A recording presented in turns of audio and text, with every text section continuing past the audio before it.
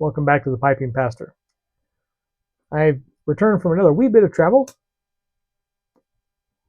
This time it was for personal rather than professional reasons. My oldest just finished her second year of college, so I was helping her move out and move to the grandparents' house in Indiana.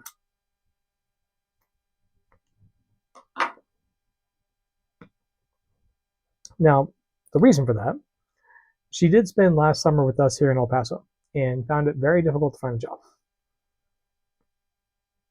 Point of fact, over the course of the summer, never actually found employment because in El Paso, um, unless you're bilingual, it's difficult to find something. My two younger kids, they don't speak Spanish and they found jobs, but they're here all year round. And in the summertime here, we do have an influx of teen to 20s in the workforce.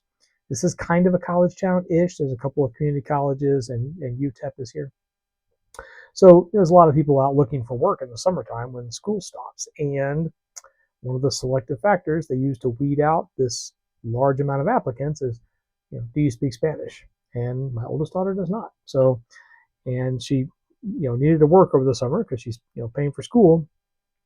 It's nearly all covered in scholarships, but still, college is expensive. So even with scholarships and mom and dad helping, she still needs to work, at least over the summers. And so this time she was like, I think I'm just going to stay with grandma and grandpa in Indiana because I know I can find a job there because I don't have to speak Spanish. So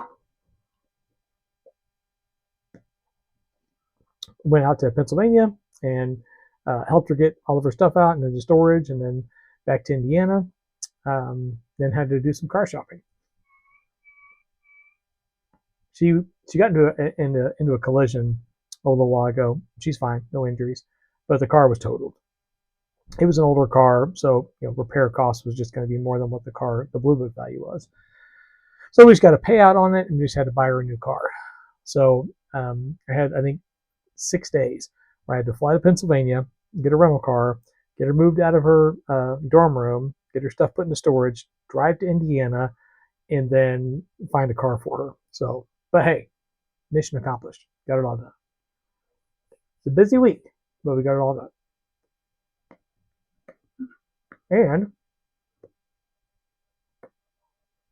she wasn't even in Indiana a week before she found a job. So good to go there. And then I'm taking a few weeks off in June, like 3 or 4 weeks off in June, kind of a summer break thing. And I'll be going back to Indiana with my other daughter to go spend some time with her and visit with her over the summer and stuff. So all seemed to work out pretty well. I will say, the car shopping experience was dizzying. Because of the way the economy is just now, you would think that there would be just a glut of cars on the market because people don't want to spend money because they're spending it all on gas and higher food prices and everything else. But there's actually not very much in the way of fuel efficient used cars on the market because everyone's going to those cars. So first car we found, drove to the lot, and it was sold 30 minutes before we got there. Second lot we went to, they called me the day before. I had an appointment to go see them and do a test drive. They called me the day before and said it's no longer here. We have an SUV if you'd like to look at that. I was like, no. But in any case, eventually we were successful. So for our little video today, I'm smoking in my Admiral pipe. And in it, I'm smoking some Pilgrim's Muse by the Country Squire.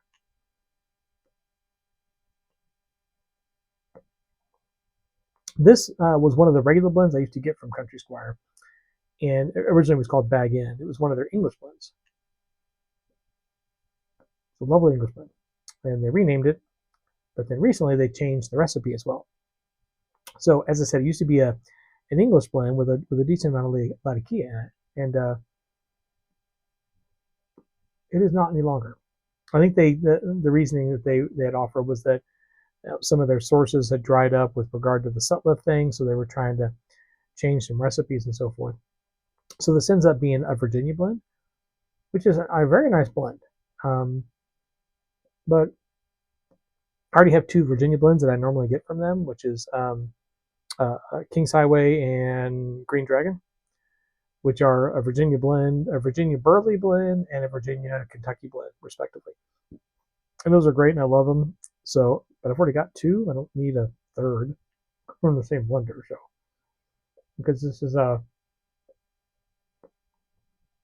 similar taste profile, but I just like the other 2 better. So it's not bad, but it is not English blend in the sense that it used to be. So, which is unfortunate, but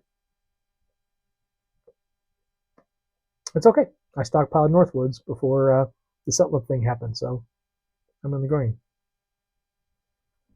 Well, we have a long weekend coming up, and so I wanted to put this video out just to say hi, of course, because I haven't been around in a while, and but secondly about the greetings for Memorial Day.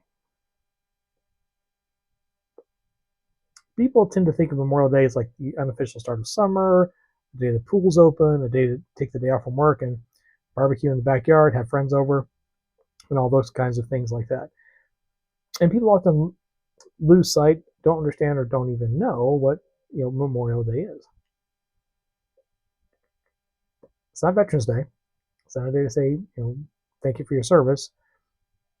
This is Memorial Day is to commemorate in respectful remembrance those who have given the ultimate sacrifice. So service members who have died in service. And on this day, saying Happy Memorial Day, it's kind of like saying Happy Funeral, right? I mean, it's not really the correct or respectful thing to say. And I know people are not trying to be disrespectful when they say that. They just, what do you say on this holiday? So there are some options, right? Have a respectful Memorial Day. Have a wonderful day of remembrance. The one that I kind of gravitate towards, the one that I like, is one that a friend of mine actually shared with me one time, because we were having this discussion, like, how do you, what kind of greeting, right? And he said respect and honor. I kind of like that. It's just like, instead of saying, hey, Memorial Day, respect and honor. So it's a remembrance. Remember, respect, and honor. That's what it was. It was 3 things, not just respect and honor. It sounds like a Klingon greeting. No, remember, respect, and honor. So it's a Happy Memorial Day. It's remember, respect, and honor.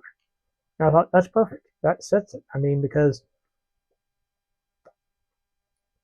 it reminds us of the tone of the day, which is meant to be contemplative, reflective, and respectful.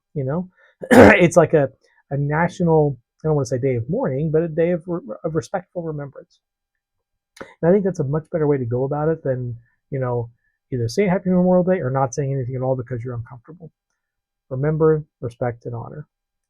And then, you can keep the day where it's really supposed to be. So I do hope you have a lovely weekend. I hope your Saturday and Sunday are great. And I hope that if you do end up having Monday off, or even if you don't, that you're able to spend some time to remember, respect, and honor. And I know at 3 o'clock there is meant to be like whatever time zone you're in, meant to be like a moment of silence where you remember. And you can pick any point during the day to really do that. But I think it's an important thing to think about. And it doesn't matter what your faith tradition is, because this is a non-religious holiday. Even though I'm a pastor, I'm not saying this is a prayerful holiday, but if you are a person of faith, then spend a moment and think about the sacrifice that those men and women have made, and and offer a prayer for their survivors, for their families, for their comfort, for their joy, for their solace, and then for the service members who have given the ultimate sacrifice, which is the focus of the holiday. Remember, respect, and give honor. So, well, hope you have a lovely week. As always, happy reading.